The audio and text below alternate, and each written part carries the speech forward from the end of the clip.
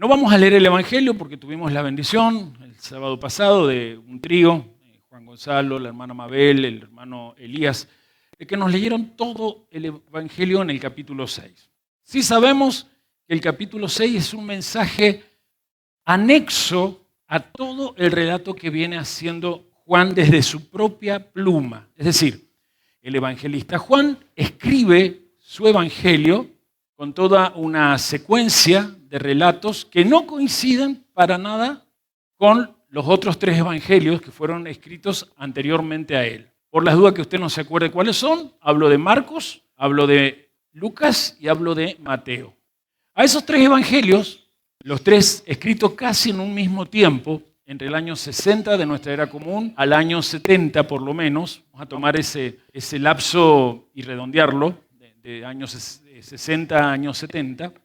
Eso algunos dicen que deberíamos decir desde el 50 porque, bueno, hay algunas peleas de teólogos de que el Evangelio de Mateo en hebreo se escribió en el 50, 55, pero bueno, yo tomo desde el 60 al 70 esa década donde justamente estos 3 evangelios aparecen casi con una misma intención: mostrar a Yeshua como alguien que vino a cumplir una misión para distintos tipos de audiencias. Por ejemplo, Mateo quiere mostrar a Yeshua como el que cumple con las profecías de el Mashiach ben David. ¿Me están siguiendo?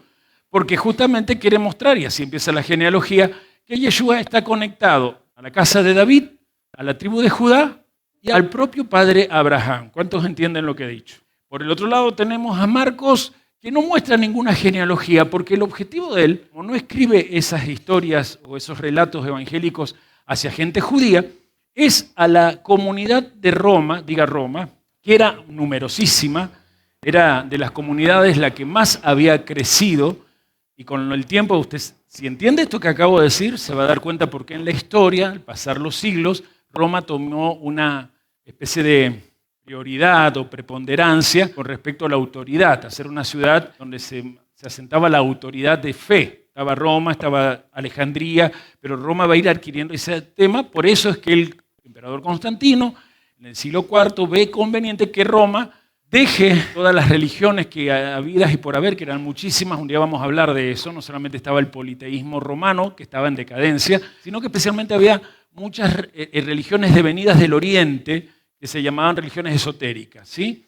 Entonces, él va a hacer que todo eso cese, haciendo que la doctrina de los apóstoles, estamos hablando del siglo IV, se convierta en el dogma que rija la política del imperio. Hace un cambio de geopolítica y por lo tanto un cambio de cosmovisión. Volviendo al siglo I, allá con Marcos, Marcos le está escribiendo a esa comunidad pujante que está creciendo cada vez más, los romanos. Lo que pasa es que el Evangelio va a ser rápidamente copiado y se va a extender por muchas partes de Europa en casi todas las congregaciones. En base a Marcos, Lucas va a tomar como matriz o bosquejo primordial y va a escribir su evangelio no pensando en gente de Roma ni de la península itálica, sino en todo habitante del mundo, porque la cosmovisión de Lucas es una cosmovisión paulina.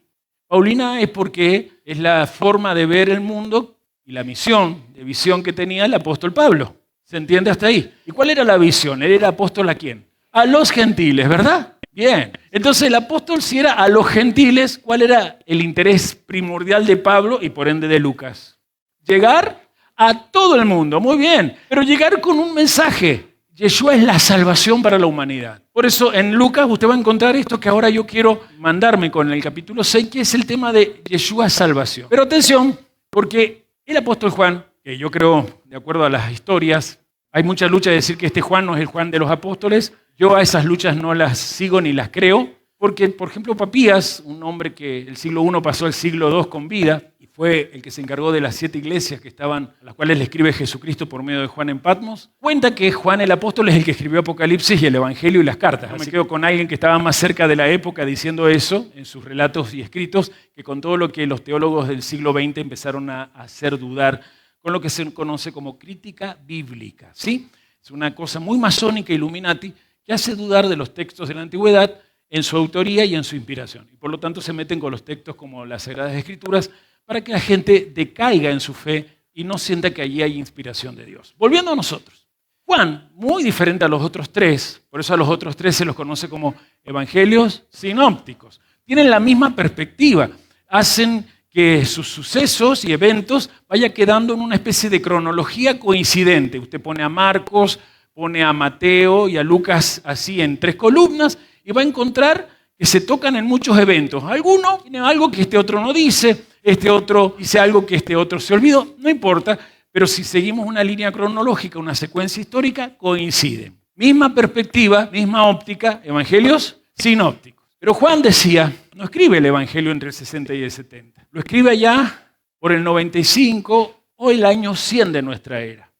Pregunto, del 70 al 100, ¿cuántos años han pasado? 30 años, 3 décadas. Y pregunto ya que han respondido bien, ¿qué ha pasado con la fe, la emuná de las primeras comunidades y su doctrina? ¿Está más sólida? ¿Está más firme? ¿O está más débil?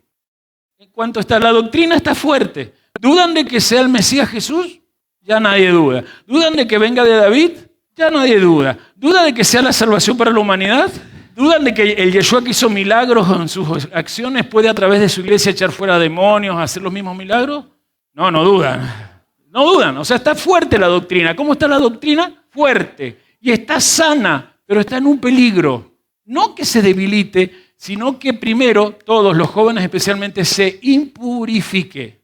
Y atención que cuando algo se impurifica, a la larga se debilita, y cuando algo a la larga se debilitó, su final ¿cuál va a ser? Desaparecer, así de fácil. La fatalidad, por decirlo de alguna manera, entre comillas, ¿no? Entonces Juan, para que lo que está fuerte no se contamine con cosas que vienen de la judería, atención, los que admiran copiar a los judíos presentes en la televisión, y atención a los hermanos y hermanas de acá, que se esfuerzan en que los maestros y sabios judíos sean los que les enseñen cosas del hebreo. ¿Estás equivocado, varón o mujer? Tenemos un maestro que supera a los jajamín y todas las categorías de escribas y fariseos que aparecieron después del templo que se destruyó en el año 70. Y lo proclamo. Está el maestro que es dueño de las vidas de lo que hemos creído en él. Se llama Yeshua. Es el Sadik esperado. Es mayor que Yosef HaSadik. Porque no solo nos unió con la zona donde las bendiciones ya están dadas, sino que nos permite entrar pasando por todas las esferas celestiales a la zona llamada Atik. Una dimensión que si no estás escondido en un Sadik, los ángeles están llamados a matarte. Por eso es que hoy la Shekinah habló de gente que no estaba, o de un alma que no estaba de acuerdo con ella en la alabanza. Porque realmente estar en el Sadik es estar ya en el mundo venidero. Y Juan, que ya escribió, siendo escriba del mismo Yeshua Mashiach, a 7 iglesias que estaban en la península donde hoy está Turquía, Juan, antes de morir, va a escribir este evangelio para que no haya contaminación de ideas totalmente babilónicas, para que la serpiente que se encarnó en Nimrod, Semiramis, y la triada que de ahí en más contaminó al mundo con esa famosa torre donde está el ojo que todo lo ve, no se meta en la doctrina sana que permite que los que creen en esa doctrina justamente no tengan que andar buscando fuera de ellos la solución para ver si en una de esas ganan alguna guerra. Cuando empezó la Haftará, con la canción que escuchamos de fondo, mi intención era, sin yo saberlo, que llegáramos a lo que dijo la conexión profética desde Josué 2. Que veamos y analicemos si nuestro proyecto de vida se sujeta al proyecto de Dios. Muy bien expresado por el siervo. Creo que todo fue palabra, al menos para mí, pero qué tremendo el llamado. Y acá Juan no está escribiendo con la intención de los otros 3. Se diferencia de los otros 3 en todos los pocos eventos históricos que describe. Me van siguiendo. Pero hay un solo evento que sí coincide con los demás. ¿Me ayudan? ¿Cuál evento que ya vimos la semana pasada es coincidente con relato de Marcos, de Mateo y o Lucas? La multiplicación. ¿Multiplicación de qué? Del pan y de los peces. De los panes y los peces. ¿Sí? Cuidado con eso, porque ¿por qué le digo que tenga cuidado? Porque lamentablemente, todos escuchen, la gente que vivió ese milagro, ese evento milagroso, no supo leer la señal y lo que quería era que Yeshua, a partir de ese milagro, les repitiera diariamente multiplicación de los alimentos. No sé si me van siguiendo. Ya lo vimos, Yeshua les reprocha eso. Repasemos un poquito. Donde más me quiero leer es Juan 6:51. Lo leemos, ¿verdad? Ayúdenme y repasamos. Yo soy el pan vivo. Me gusta eso. Yo soy el pan vivo que descendió del cielo. Si alguno comiere de este pan, vivirá para siempre. Y el pan que yo daré es mi carne, la cual yo daré por la vida del mundo. Mi carne, dice esta versión, que daré a favor de la vida de los que están en el mundo. Aleluya. Si es por alimentos, sabemos que siempre la humanidad al pan lo ha tomado ni más ni menos como el símbolo metafórico de todo lo que significa alimentación, ¿sí o no? Les quiero dar un dato significativo para mí, que viene directamente de la Organización de Naciones Unidas, de su Programa Mundial de Alimentos. Es un dato un poco viejo porque en este año no se ha actualizado, pero se lo leo directamente desde la página de ellos, que dice: la escala de la actual crisis mundial de hambre y desnutrición es enorme y va a ir en aumento. Nuestra institución, a través de esto que se llama Programa Mundial de Alimentos, estima que en los 79 países donde se está trabajando y donde ya tenemos datos disponibles, escuchen, más de 346 millones de personas enfrentan a la fecha altos niveles de inseguridad alimentaria. Está hablando 2023. Y esas personas no saben de dónde vendrá su próxima comida. Eso es más del doble de las estadísticas que registramos en el año 2020. Esto constituye un aumento asombroso de 200 millones de personas en comparación a los niveles anteriores a la pandemia ¿saben de qué hablamos, verdad? De la sopa china. Acá lo nombro. De acuerdo a nuestros datos, se espera que al menos 130.000 personas pasen hambre solo en Burkina Faso, en la isla de Mali, en el Somalia, en Sudán del Sur. Además, se corre el riesgo de perder cualquier avance que hayamos logrado en reducir las cifras debido a las brechas en el financiamiento y los recortes en la asistencia social que hacen los gobiernos. Nosotros hoy tenemos un gobierno que ha hecho recortes así. Ellos en el 2023 están, entre comillas, diciendo que esto se aumenta. Ellos saben qué gobiernos venían, ¿no? Pero es otro tema. Hoy terminando lo que quiero decir. La comunidad global no puede fallar en sus promesas de acabar con el hambre y la desnutrición para el año 2030, la agenda que han planeado, ¿sí? En nuestro programa de alimentación de alimentos mundial nos enfrentamos a múltiples desafíos, ya que el número de personas que pasará hambre se irá incrementando y será cada vez más agudo el ritmo de crecimiento. Es muy poco probable que la financiación con la que hoy contamos pueda cubrir el costo de la asistencia alimentaria que está a punto de surgir desde puntos muy altos nunca calculados por la humanidad. Y de ahí empieza a hablar de muchas cifras más, pero dice que el conflicto mayor es que el 70% de las personas o de los habitantes del mundo ya vive en áreas azotadas o por la guerra o por otras circunstancias sociopolíticas, donde para el 2030 seguramente el 70%, si no está en un estado fatal de hambre, muchos de ellos ya no estarán entre los vivos. ¿Por qué empiezo con esto? ¿Por qué la segunda parte va a esto? Me sirvió la respuesta de Carlos, que si bien no fue voluntaria ni consciente, de alguna manera es el tema que vemos aquí en este pasaje. A ver, les contaba que todo esto lo venía escribiendo Juan, ¿verdad? Pero fíjense, capítulo 6, verso 1, dice ahí, después de esto, ¿lo ven? Empieza así, ¿lo logran ver? ¿Alguien que lo lea fuerte? Muy bien, fueron muchos. Después de esto. No vamos a hacer el trabajo por razones de tiempo, pero mire, vamos a ir por todo el capítulo 6 rápidamente, tratando, si usted tiene capacidad de ir ligero, encontrar dónde aparece de nuevo esta expresión. Trate de ver si la encuentra, pero yo le voy a dar una mano. La expresión después de esto casi como que no aparece, sino recién en el capítulo 7, verso 1. Después de estas cosas. Metatafta es en el griego original. Metatafta, después de esto, después de estas cosas. No aparece nunca nada. Son 71 versículos donde no está de nuevo esa expresión metatafta. Hasta que llegamos al versículo 1, capítulo 7:1. Después de estas cosas, diga conmigo, metatafta. Esa es la señal de que este texto Juan lo escribe desde cosas que ya estaban escritas, algunas más pequeñas, y él las va a unir, porque la doctrina estaba sana y fuerte, pero lo que andaba alrededor podía contaminar la fe, porque la sana doctrina, ¿qué sostiene? La verdadera fe. Pero cuando andan doctrinas de hombres, tradiciones de hombres, y esperen, especialmente deseos egoístas humanos, aún la sana doctrina se puede ver impurificada para que la fe de los creyentes se debilite. Entonces, él no va a estar atacando a la gente de su época, año 95 o 98 o año 100, por allí. ¿Me voy siguiendo? No escribe algo para ellos, escribe un evangelio para todos. El Espíritu Santo le llevó a escribir un evangelio para todos, incluso nosotros. Gracias por el amén.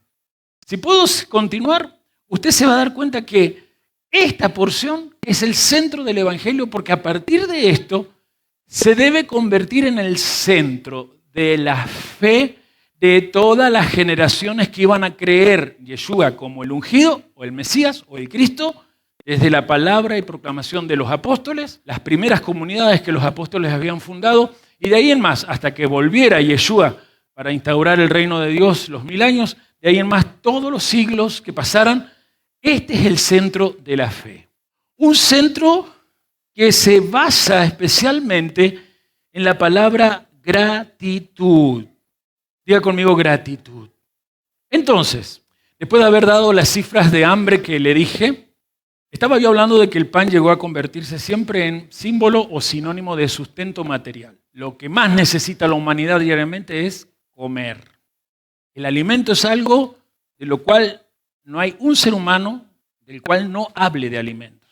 Ante el hecho de estar siguiendo un control médico, el médico me dio un consejo que me llevó a mí a abrir mis antenitas de vinil, diría un personaje cómico de México, y estar atendiendo la conversación de las personas todos los días. Es raro que todos los días la gente no esté hablando de comida. Y es natural. Dije, es natural. Si no pensamos en alimento, entonces no pensamos en la vida. Pero el alimento en lo natural es solo para sostener la vida física.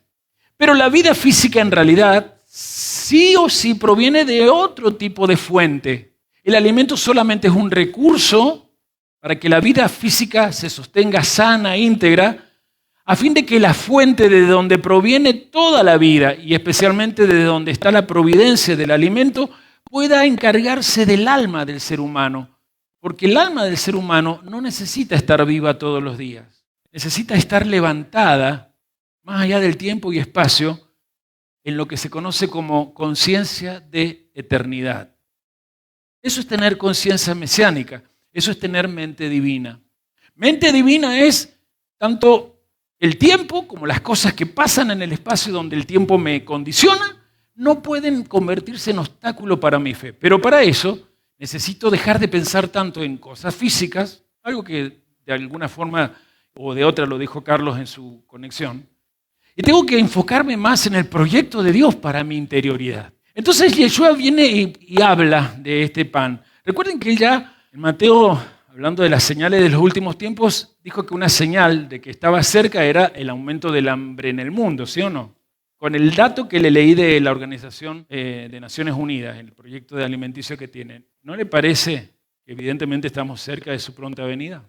Mateo, Marcos, Lucas hablaron de esto, pero él está hablando acá, y Juan quiere hacerlo, acerca del mundo que está después de este mundo. Está después de este sistema donde la gente solo fue entrenada a buscar alimento. ¿Para qué? Para sobrevivir. Cuando yo solo tengo que buscar el alimento y que se multiplique y que no falte, me meto en un ritmo totalmente esclavizante que se llama el ritmo de los reptiles, el ritmo reptiliano. Usted no sabe qué es el cerebro reptiliano.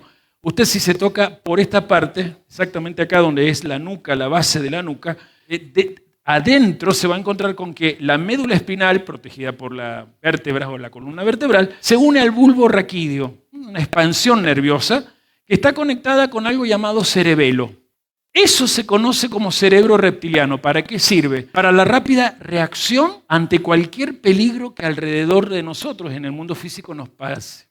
Ahora, ¿qué es el sistema reptiliano? El sistema reptiliano es un sistema geopolítico que hace que la gente sea educada y entrenada a solo moverse en función de las cosas físicas que le pasan. Piense, vamos a buscar reptiles. Todos los reptiles responden a una sola cosa cuando te ven a vos. Hasta esas lagartijas chiquitas que encontraste en el jardín de tu casa. Apenas te vieron, ¿qué hacen? Digan todos, huyen. ¿A causa de qué? Del miedo. Un miedo paralizante que hace que huyan, porque hay que sobrevivir. Bien, en ellos se entiende, porque Dios los creó así. Alguien que diga, así están creados. Pero al ser humano Dios no lo creó así. Al ser humano le dio su imagen.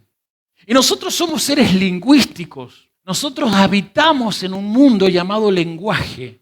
Tu mundo no se llama planeta Tierra. Tu mundo no se llama Argentina. Subite a un satélite, aunque sean los de Elon Musk, y trata de buscar la línea que marca la frontera que hace que Argentina tenga la forma de una especie de señora embarazada. ¿Vieron? Con un jopo. No la vas a encontrar. Ni vas a poder encontrar ninguna línea que demarque acá es Perú, acá es Chile, acá es Brasil. Vas a ver un planeta con sus incidentes y accidentes orográficos, geográficos, para ser amplio, que lo único que tiene es un ser humano que con su forma de hablar, por ejemplo, creó naciones. Y dijo, hasta acá es mi nación, de allá es la tuya. ¿Cómo se creó ese mundo? Por el lenguaje. Y de ahí en más piensen en todo. Todo lo que existe es por el lenguaje humano. Entonces Juan pone aquí un texto que está en un contexto que dice, creyentes en Yeshua, no huyan del peligro que se está avecinando, fortalezcanse en el Señor, pero no piensen en sus necesidades físicas. Sean más conscientes de su diario vivir conectados a la fuente que se encarga de que lo físico, a través de su fe y por sus palabras, acontezca siempre al balance, acontezca siempre en un devenir mejor de donde le atacó. Si las circunstancias son negativas, no las miren.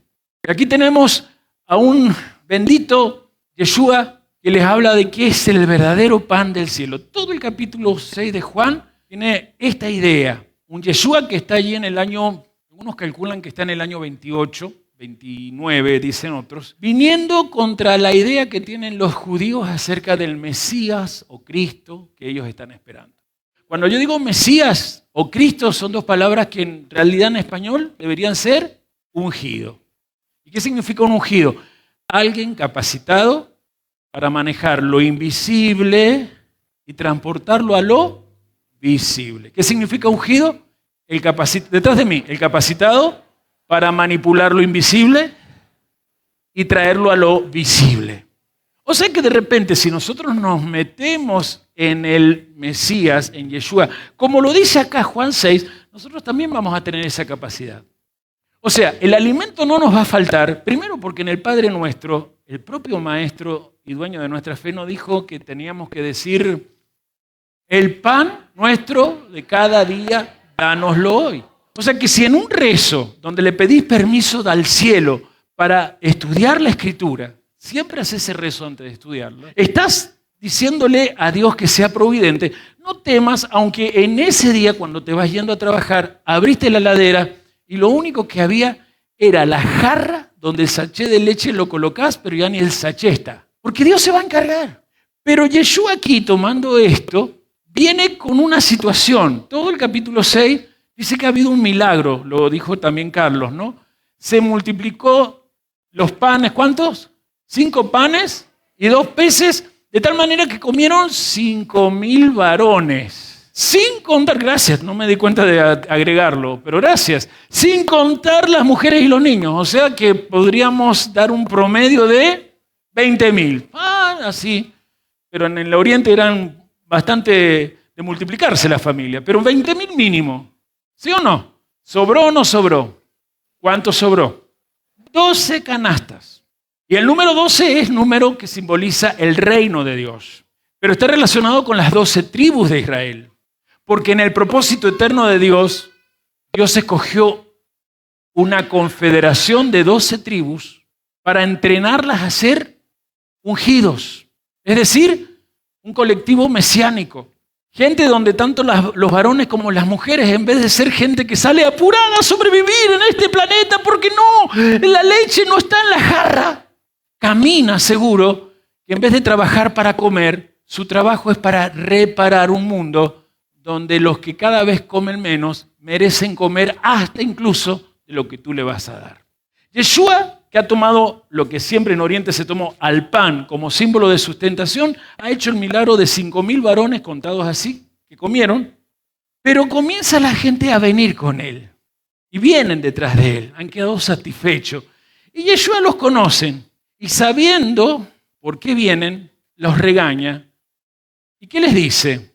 Ustedes me están buscando no por la señal que les he dado. ¿Qué les dio? ¿Un milagro o una señal?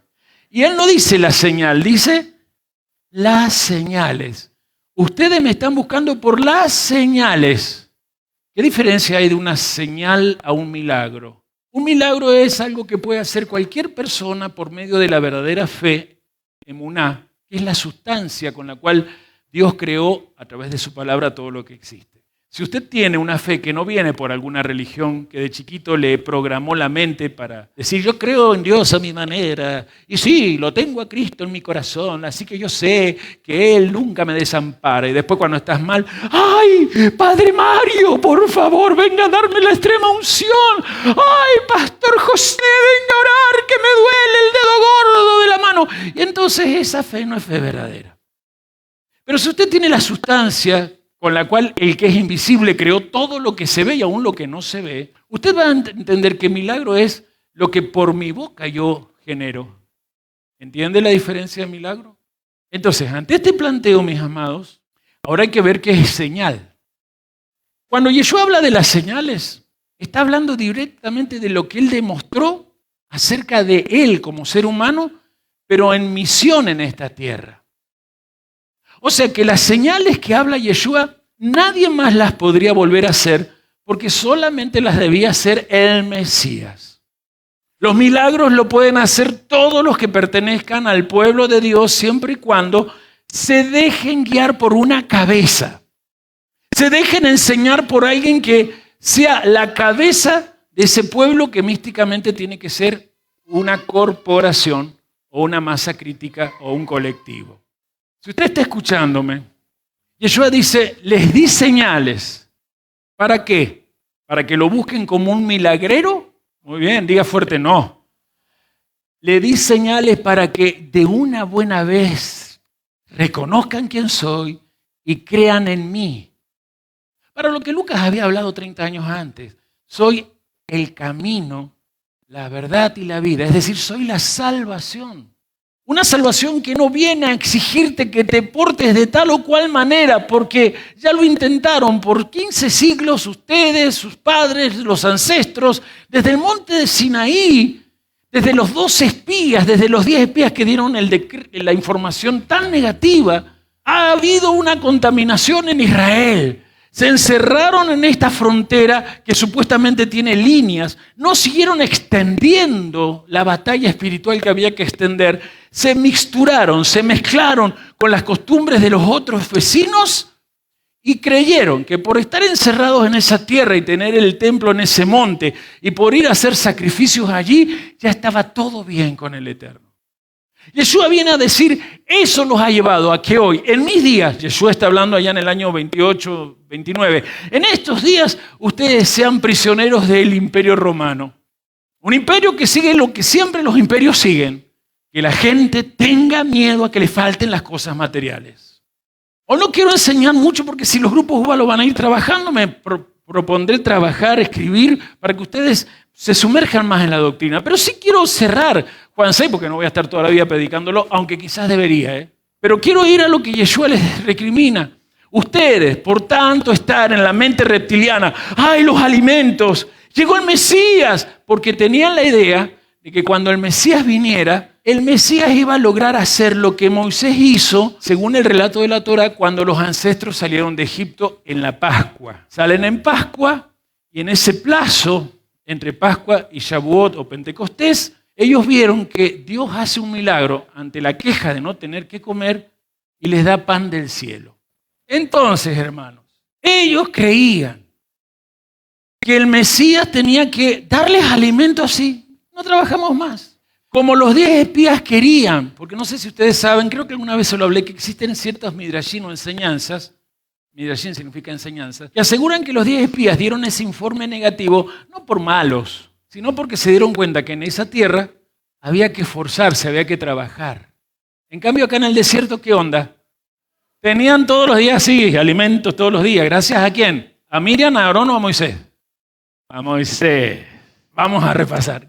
Gracias a Moisés tenían el diga el pan del cielo. Y en español, maná.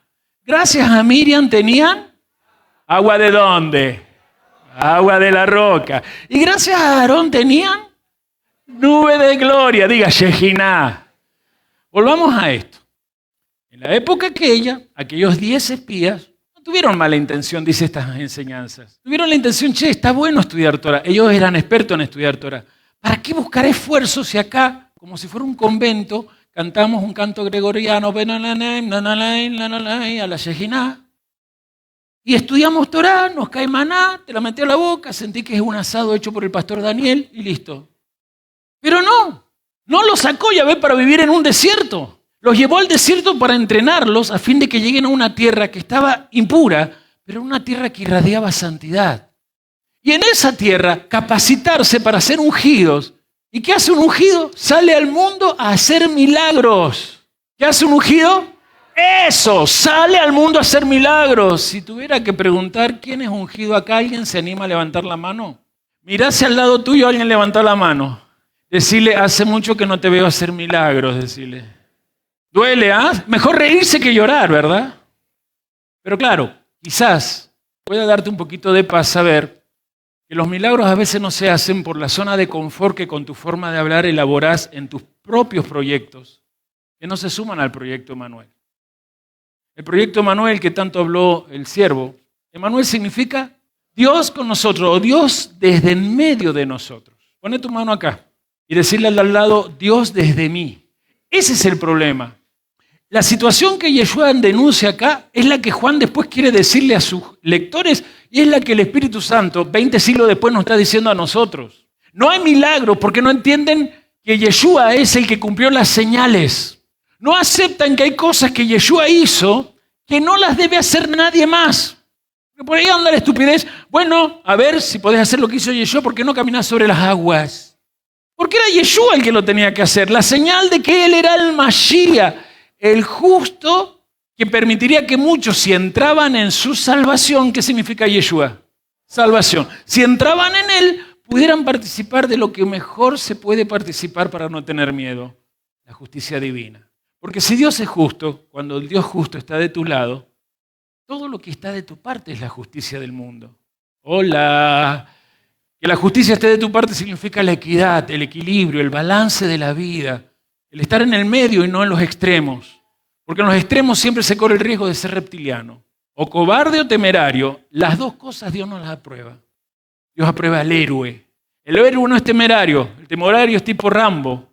No le importa si lo van a matar, él antes va a matar todos los que pueda. El cobarde es tipo, no sé, piensa en algún cobarde que te conozca. Pero el héroe es el que en el medio, confiando en que se ha metido en el justo de los justos, digo Yeshua, no se sabe salvo para irse al cielo. La mentira de la religión. ¿Estás salvo? ¿Hiciste esta oración? ¿Crees en Yeshua? Hacé la oración conmigo. Repetí detrás de mí. Señor Jesús. Señor Jesús. Creo que eres el Hijo de Dios. Creo que eres el Hijo de Dios. Creo que moriste en la cruz por mis pecados. Creo que moriste en la cruz por mis pecados. Creo que resucitaste el tercer día. Creo que resucitaste el tercer día. Me arrepiento de los pecados que he hecho. Me arrepiento de los pecados. Quiero que me salve. Y así. Y entonces terminaste, dijiste amén, te dice el hombre, ya eres salvo. Estás escrito en los cielos. Si te morís, pasás a la presencia de Dios. Qué fácil que es la vida así, ¿no? Una oracioncita y un pasaporte para morirnos tranquilos. Yo no sé si usted quiere pasaporte para la muerte física, pero yo quiero tener aquí el permiso de ingresar en los cielos antes de morirme físicamente y traer a la fisicalidad lo que Yeshua trajo, el alimento que el alma necesita.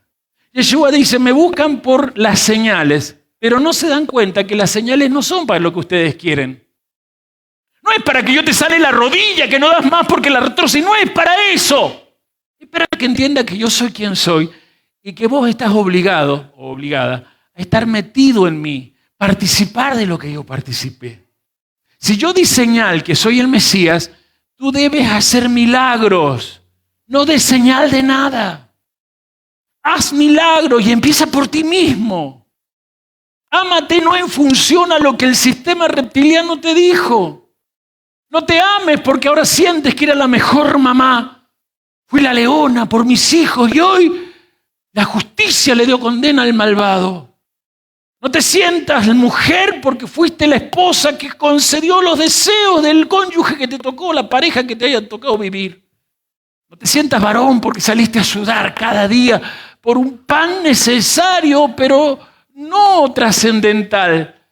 Porque no lo necesario significa que sea lo prioritariamente urgente. Lo prioritariamente urgente es que en vez de este día, tu mente esté pensando que este día ya está en la victoria de tu eternidad. Es el mundo venidero lo que te asegura que aquí no estás yendo hacia no sé dónde, estás yendo hacia el final de tu haber nacido, alcanzar la estatura y plenitud del ungido. Él hizo señal para que vos, en vez de dar señales, hagas milagros. Y el primer milagro es que comas este pan. Lo que él sigue explicando es que en vez de estar en este alimento preocupados como la teoría dogmática de los fariseos y otros les han dicho, cuando venga el Mesías no tendremos que salir a trabajar, comeremos, tendremos comida todos los días. Esa mentalidad está un poquito ahora, ¿o no? La gente religiosa, muy particularmente los evangélicos, ¿no son los que creen que Dios tiene que darle todo porque ellos son hijos de Dios? Y de esfuerzo, cero a la izquierda, nada. Yeshua está diciendo, mire, el alimento que hoy es y mañana puede faltar, no es lo que yo les quise dar de señal. Yo les quise mostrar que ustedes necesitan saber por qué estoy entre ustedes como hombre. Yo vengo del Padre, pero todas las cosas que el Padre creó las hizo a través de mí. El pan que ustedes quieren que yo les dé todos los días y que deben ganarse más bien por el esfuerzo y se trabajen por la comida, decirle al lado, esforzate un poco más. Si dormís hasta tarde y la pantallita es tu compañera hasta las 4 de la mañana, aunque vayas al otro día a trabajar supuestamente disfrazado de estudiante, vas a ser peor que cualquier empleado que no haya estudiado en su vida. Iba a decir perra vida, pero no se puede usar esa expresión en un púlpito santo y sagrado. Yo necesito que entiendas que Yeshua dice, más bien, busquen al que les suministra un alimento que les garantiza siempre un futuro seguro, porque en ustedes vibra su vida. Y la vida de Dios cuando vibra en el interior de un alma, atención, le garantiza a esa alma que nunca va a ser avergonzado en las necesidades físicas. Las leyes de la fisicalidad no pueden contra un hijo de Dios. Entonces empieza a explicar Yeshua ahí del 35 al 40, ¿qué es ese alimento? Y aparece esto, yo soy el pan de la vida. El que viene a mí, dice una versión, jamás tendrá hambre. Otras dice, no habrá forma de que tenga hambre. Otras dice, de ninguna manera tendrá hambre. El que ejerza fe en mí, dice otra versión, ni hambre ni sed tendrá. Y el versículo dice, porque esta es la voluntad de mi Padre. Voy a leer el 40, esperen, 39. Y esta es la voluntad del Padre, aquel que me envió, que todos lo que me diere, no pierda yo nada, sino que lo resucite, ¿cuándo? Diga conmigo, todos, lo resucite en el día postrero. Cuento hasta 3 y lo dicen todos a la misma vez, 1, 2, 3. Lo resucite en el día postrero. 40. Y esta es la voluntad del Padre. ¿De nuevo? Sí, del que me ha enviado, que todo aquel que ve al Hijo, el tema está en ver, visión, y cree en Él, tenga vida eterna, y yo lo resucitaré en el día postrero. En la iglesia evangélica ya no se habla de esto. En la iglesia evangélica no se cree en resurrección. Por eso usted va a ver que muchos evangélicos creen que ese papá, esa mamá o cualquier pariente cercano o lejano que se haya muerto y que querían, sigue abriendo la cuenta Facebook en el cielo. ¿Han notado eso? Mamá, te extraño. Hace 2 años que ya no estás aquí, pero quiero que sepas que te sigo extrañando. Y es verdad, algunos ponen foto, beso para mamá. Esas creencias que son romanas y evidencian que la iglesia evangélica está en crisis porque lo que no está en Roma va a caer primero. Y tiene que hacer 2 cosas el que está dentro de la iglesia evangélica. O irse con Roma, que ya está pasando, o buscar congregaciones que están saliendo de la influencia romana y se están metiendo en la mente de Sión, diga mente de Sión. Esos judíos eran materialistas. ¿Por qué sabemos eso? Porque consideraron escandalosas las palabras de Yeshua. Ellos querían que ese Mesías que esperaban les cumpliera sus deseos materialistas. Queremos un Mesías que nos dé alimento todos los días, por eso me gustó lo del aporte de Carlos. No fue intencional, pero a veces hemos sido programados así. Que nos asegure el alimento todos los días, hasta que incluso no tengo que trabajar, sino solo estudiar la Torá. Queremos un Mesías que acabe con el imperio que nos oprime, que dé la orden y con su boca sacamos toda la espada y le cortamos no solo las orejas, sino el corazón, se lo arrancamos en el nombre de Yeshua. En el nombre de Yeshua se siguen haciendo cosas así. En el nombre de Jesús, durante 20 siglos, desde Roma para acá, se han bendecido armas, por lo tanto guerras, en el nombre de Jesús hay ladrones que se han persignado para ir a robar, en el nombre de Jesús hay gobiernos que han hecho corruptela, en el nombre de Jesús hay estafadores que con los banqueros han hecho cosas horribles a los que menos tienen. Por eso yo puse en TikTok, creo, una viñeta que me gustó, donde salen 4 viñetas, en el nombre de Jesús, la guerra, en el nombre de Jesús, y en la última viñeta sale Jesús, supuestamente, viniendo a un juez civil, diciéndole, hola, soy Jesús, pero quiero cambiarme el nombre.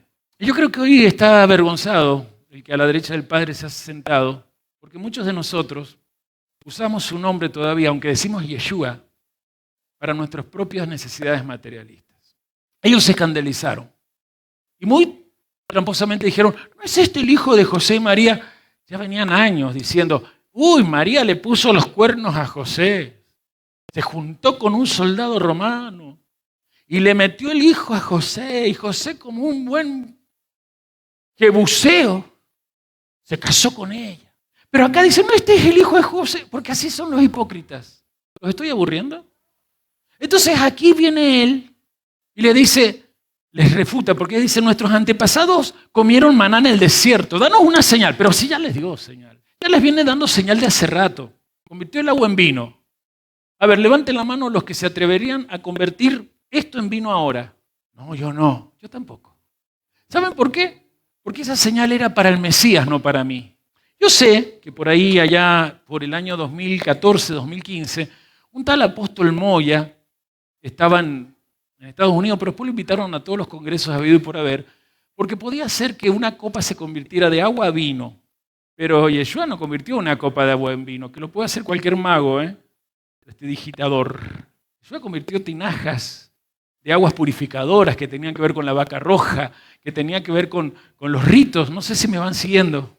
Y el tal Moya, que se ganó varios dólares por convertir copitas de agua en vino, tuvo que pagar 4 años de cárcel porque apareció una hermana, Copita, vamos a ponerle el nombre, la hermana Copita, que nunca la convirtió en vino, sino que la convirtió en la fuente de su semen, la abusó. Pero hoy sigue siendo el apóstol Moya que sigue yendo, ya no convierte agua en vino, por la duda. Entonces la gente evangélica se ha creado en toda esa mugre. Pero no estoy para hablar ni de Moya ni de los evangélicos, estoy para hablar de mí o de vos. Que en muchos momentos desde nuestro materialismo, queriendo o sin querer queriendo, al nombre de Yeshua lo usamos para que el que ya dio señales de quién es, en vez de participarnos de su naturaleza justa, en vez de permitirnos a nosotros con nuestra forma de hablar generar milagros en la fisicalidad, nos ve todavía llorando porque en la fisicalidad somos víctimas de una enfermedad, de una carencia, de un marido que no me ama, de una esposa que no me respeta, de unos hijos que ya no los aguanto y de unos nietos que no me traen regalo en el día del abuelo. Y siempre pendiente y dependiente de lo que te pasa alrededor, cuando lo que te pasa alrededor se llama materialidad.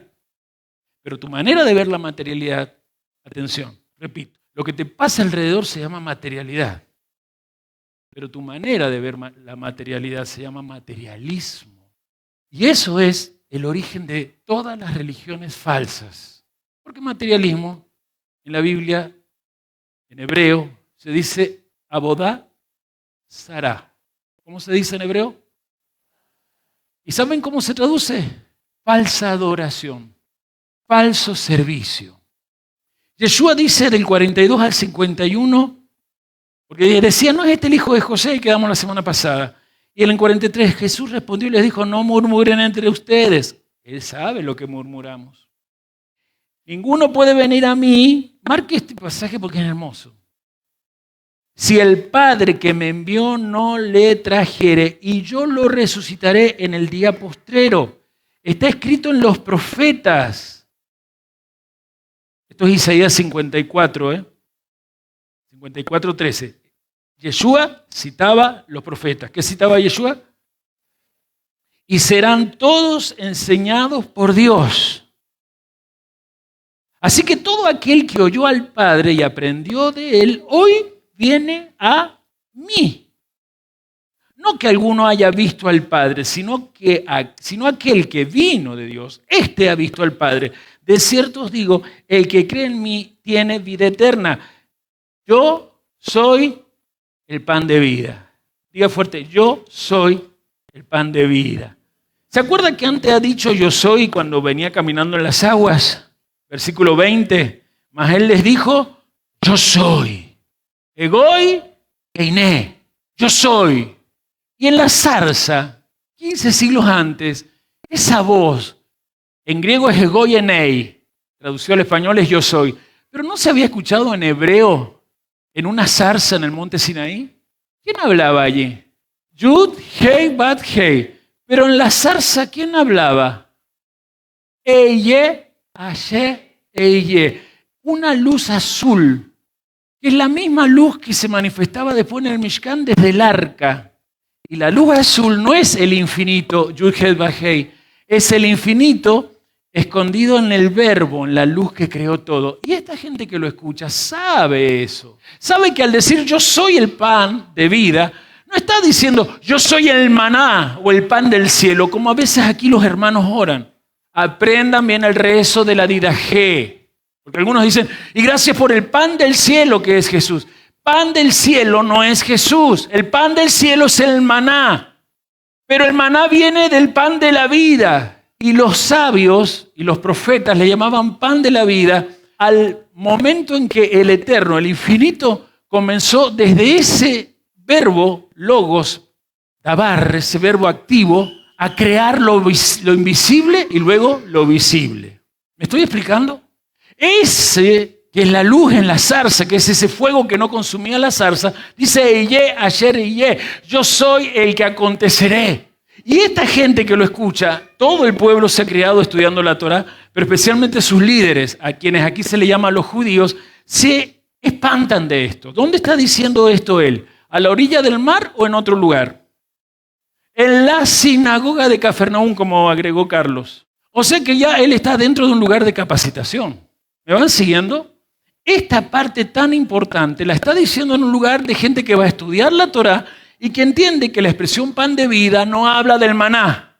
Pan de vida habla de la fuente de donde el maná vino, de la fuente que a ellos, en sus ancestros, los sacó en Pesaj y los liberó de 10 plagas a Egipto. No sé si me voy explicando.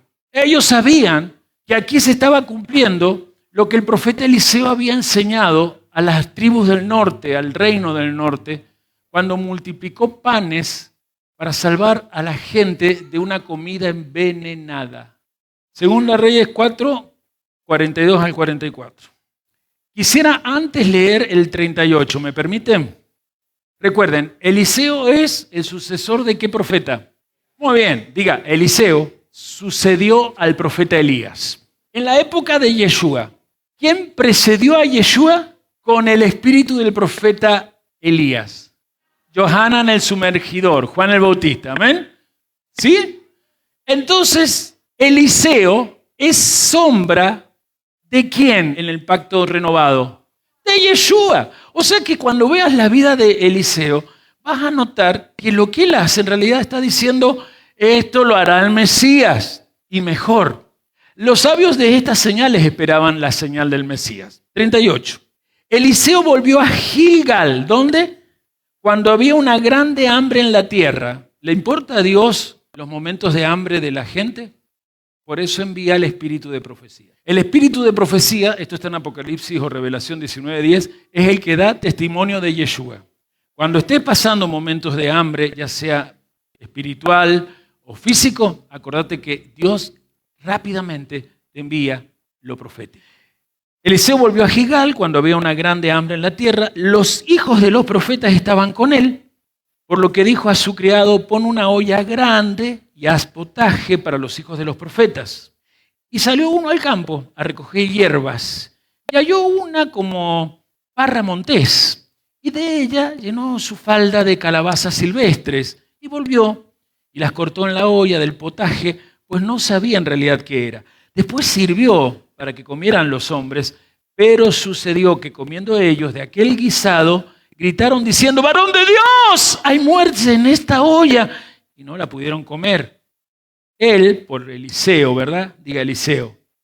Él entonces dijo: traed harina. ¿Qué había que llevar? Y la esparció en la olla y dijo: da de comer a la gente. Y no hubo más mal en la olla. Fíjense que la harina, puesta en una olla que tenía toxicidad, el veneno de estas hierbas, salvó a la gente de morir porque la harina purificó la olla envenenada. ¿Me van siguiendo? Vamos a tratar de ver el significado con Yeshua, ¿sí? Hay que llevarlo a Juan 6, ayúdenme. 42. Vino entonces un hombre de Baal Salisá, el cual trajo al varón de Dios. ¿Quién es ese varón de Dios? Eliseo. Panes de primicia, o sea, del bicurín. ¿De qué estaban hechos los panes de bicurín? De cebada. 20 panes de cebada y trigo nuevo en su espiga. Y él dijo: dale a la gente para que coma. Y respondió su sirviente: ¿cómo pondré esto delante de 100 hombres? Pero él volvió a decir: dale a la gente para que coma, porque así ha dicho Yahvé: comerán y sobrará. Entonces lo puso delante de ellos y comieron y les sobró conforme a la palabra de Yahvé. ¿Alguien más va a decir amén? No sé si están viendo a dónde Dios nos quiere llevar en esta multiplicación, hermanos. Esta multiplicación de Eliseo habla que Dios siempre está dispuesto a darnos bendiciones materiales, siempre y cuando vos, yo, nosotros estemos dispuestos a buscar primero sus bendiciones espirituales. Eliseo está con una olla donde alguien inocentemente, inconscientemente llevó ciertas hierbas para que ese potaje tuviera mejor sabor, sin saber que en esas hierbas, que a él le parecían que eran tales, no eran esas, sino hierbas venenosas. Y cuando está muriendo la gente, cuando está intoxicada y a punto de morir, no es cualquier gente, son hijos de los profetas. Es decir, eran varones que con Eliseo estaban entrenándose, atención, para tener el mismo espíritu de Elías. La unción de Elías, ¿cuál era? Sacar a la gente de la falsa adoración. Y con Eliseo, ¿cómo se logra sacar a la gente de la falsa adoración? Liberarlos de la muerte ontológica. Eliseo es parecido a Yeshua porque Eliseo es el que tiene poder de sacar a la gente de la muerte y llevarlos primero a lo que hoy sabemos que se llama nuevo nacimiento, que es la resurrección interior. ¿Se acuerdan que esta mañana expliqué que la expresión los refadim, aplicado a los gigantes, también se puede traducir como muertos en vida, o muertos en delitos y pecados, o gente que camina como caídos? Levante la mano el que alguna vez fue un muerto en vida, un muerto en delitos y pecados, o caminó como un caído. Pero vino la salvación, vino la harina. Me dije que me van a ayudar, yo voy a destapar con permiso del cielo el pan. Pastor Daniel, usted como maestro panadero, la harina, ¿desde dónde empezó a surgir para que le llegara a sus manos y usted elaborara pan? Desde la semilla de trigo. Muy bien, pastor, esto es un maestro panadero.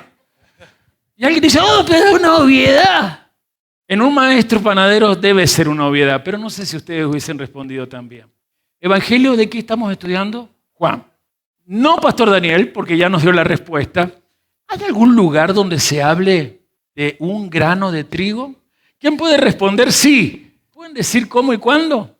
La hermana Eliseba va a leerlo, mi querido Espere, que le llegue el micrófono. Entonces, todos digamos, Juan Juan 12, 12, 24. 24. Atención que esto está 6 capítulos después de lo que hoy estamos trabajando, ¿sí? O sea que lo que hoy estamos trabajando, Juan lo explica, como lo explicó el pastor Daniel, a través del maestro Yeshua. Y con eso vamos a entender por qué Eliseo con harina salvó del veneno a los hijos de los profetas. Dale, Eliseba, Juan 12, 24. Si querés el 23 no hay problema. Si lo contextualizas, Bien. Jesús le respondió diciendo: ha llegado la hora para que el Hijo del Hombre sea glorificado.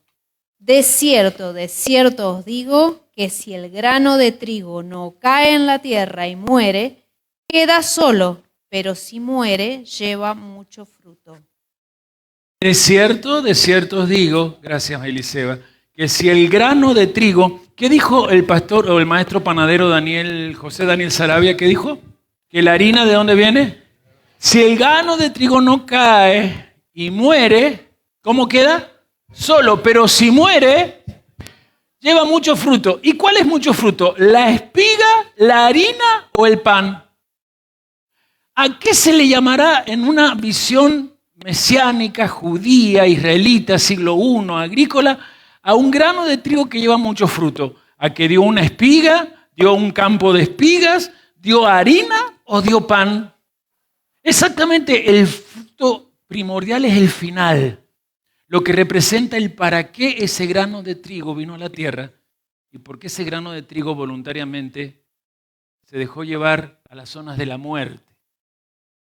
Vamos cerrando. Eliseo puso harina en una olla envenenada. Las ollas, según el profeta Jeremías, representan las estructuras de creencia.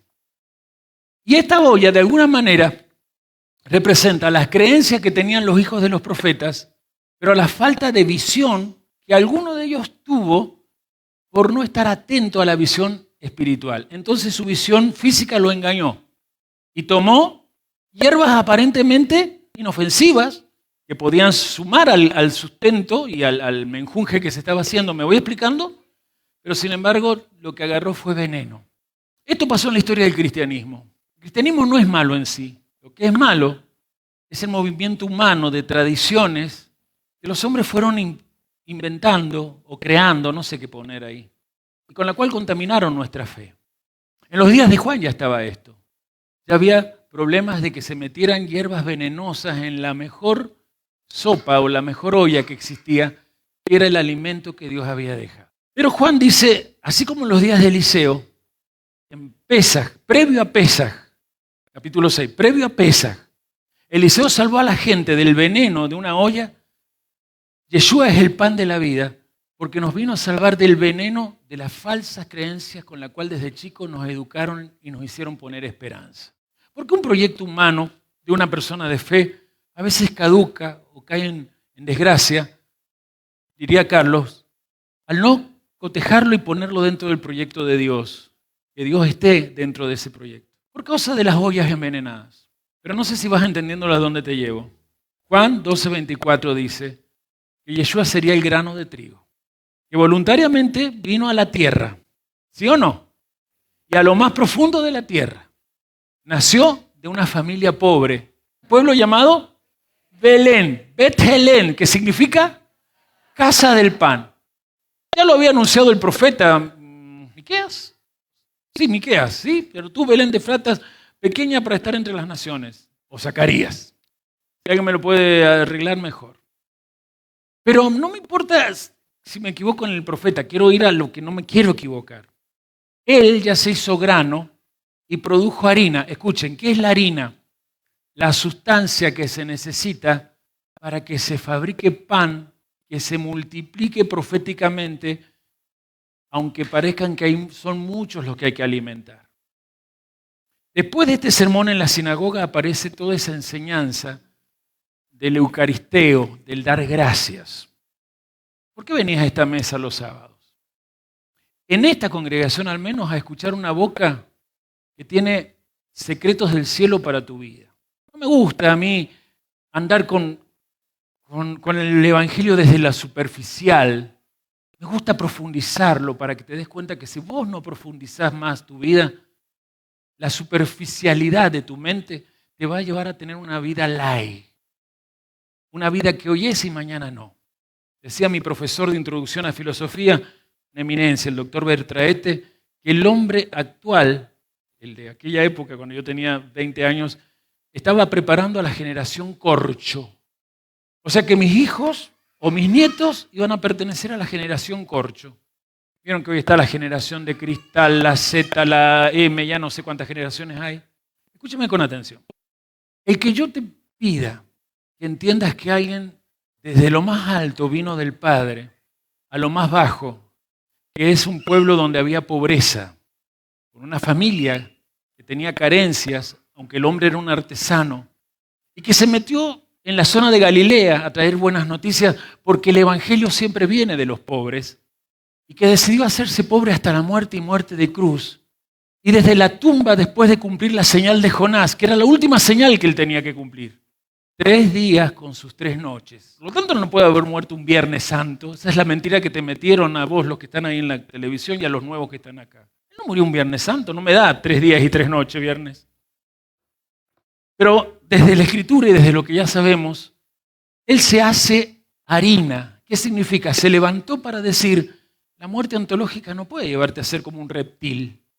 No puedes seguir moviéndote en el miedo de que te va a faltar cosas para sobrevivir, porque no naciste para sobrevivir.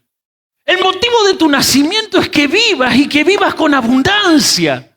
Pero la abundancia no te va a venir desde tu exterior. La abundancia ya está en tu interior, porque en ti están todas las posibilidades para que si aceptas esta harina, es decir, la verdadera fe, la emuná, la sustancia que te va a permitir crear realidades, y a las realidades negativas esperar en Dios con promesas y transformarlas, darte cuenta que no hay gigantes, no hay grandes problemas, no existe una enfermedad que te tiene atado a una vejez dolorosa. No, existe en tu interior la harina que saca el veneno mental que te puso este programa llamado programa reptiliano, donde desde los gobiernos y las academias te enseñaron a ser un empleado, te enseñaron a creer que si sos empleado tenés un sueldo seguro, tenés el descuento seguro, el aporte social, el aporte jubilatorio, y cuando llegues a viejito y ya no estés más en el supermercado marcando y marcando, vas a disfrutar de la jubilación para irte de vacaciones a Miami. ¡Mentira! O la única persona que no se dio cuenta es mi esposa, que todavía no me lleva a Miami con su jubilación. Es que tenemos que cambiar nuestra forma de pensar, somos lingüísticos. Lo que te está pasando es lo que has dicho, y lo que has dicho es porque tu olla estaba llena de veneno. Creo en Dios a mi manera. ¿Y de qué te sirvió la manera de creer en Dios así? Pero yo creo en Dios a mi manera, esa es su verdad y esta es mi verdad, pero tu verdad parece una mentira, al menos tu vida es una mentira. Me canso de toda esa estupidez que decimos como lorito porque mamá lo dijo, los abuelos lo dijeron, creo en Dios a mi manera, esa es tu verdad, esta es mi verdad. Existe una sola verdad. Y esa verdad es la que te lleva al Padre para decirle, soy tu hijo, necesito ya que me has dado emuná, fe verdadera, que todo el veneno que he sacado de mí me convierta a mí en un pan de cebada.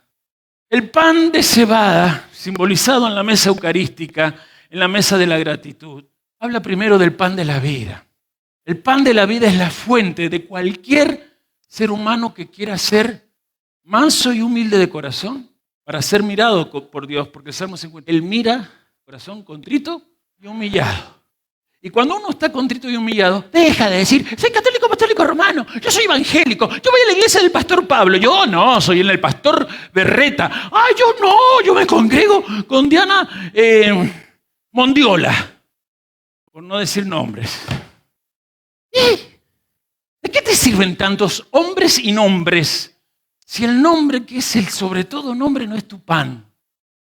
Y no puede desde tu interior, con la harina que has elaborado, fe verdadera, convertirte en un pan que se multiplica. Cuando venís a esta mesa vos querés que esto que tenés se multiplique.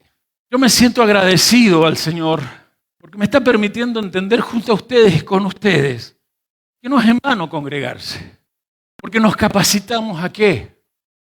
A hacer milagros. ¿Y quién es capaz de hacer milagros? El que va a un lugar donde se lo estimula al amor y a las buenas obras. Si estás por primera vez ahí, acá siempre vas a encontrar gente desde mí, desde estos, que estamos para estimularte al amor y las buenas obras, no a fortalecer tus erróneas creencias, venenosas creencias de esa ollita religiosa que te lleva a defender nombres y denominaciones, pero que no te han dado identidad. Y si están por primera vez, desde Brian a cualquiera que esté por primera vez o segunda, no sé, les doy la bienvenida, pero me gustaría más darle la bienvenida a este pan. Un pan que simboliza que vos querés, no al pan de todos los días, que no me falte, que no me falte, que no. No. Querés que no te falte tu fuente, porque el pan de la vida es la fuente de donde viene toda la existencia. Por ese amén hago un llamado a los circuncidados de corazón, los que queremos volver al diseño de las iglesias primigenias, pero sin olvidarnos que han pasado 20 siglos y hay una sola verdad que ganó desde lo que dice Mateo. Las puertas del Hades, es decir, las autoridades de la muerte, no han podido ir contra esta verdad. Pasarán siglos y han pasado, pero lo que está edificando Yeshua nadie lo derriba. Gracias por tu amén, gritona. Así se grita, ¿eh? Lo que está edificando Yeshua nadie lo puede derribar. Cuando dejas que tu interior lo levante la palabra de Yeshua, el yugo de Yeshua, las enseñanzas del Maestro, sabes lo que es no tener hambre ni sed de Dios. Cuando en tu interior tu mente se eleva en conciencia llamada Israel, es decir, lucho con los principios de Dios, no hay oscuridad que te pueda llenar de miedo paralizante. Aquí está el pan. ¡Eso! Yo no sé quién quiere sumarse a la alegría del pan de la vida. Porque gracias al pan de la vida no faltará pan del cielo, que es Torah cada día. Y si hay pan del cielo, no falta pan de sustento, que es abundancia en nuestras alacenas, abundancia en nuestra mesa, para darle al que no tiene, porque nunca pedirás, sino que tú serás el que da. Nunca serás cola, sino que serás cabeza, y nunca estarás atrás, porque el Eterno te pondrá a la vanguardia. Aplaude si crees que quieres seguir siendo un hacedor de pruebas. Aplaude si ya sabes cómo hacer las obras de Dios. Aplaude y agradece que en este momento en tu interior está la harina que puede a través de tu palabra generar las obras de Dios. ¡Milagros! ¡Milagros! El que cree, aplauda al Eterno que vive por los siglos de los siglos. ¡Aleluya!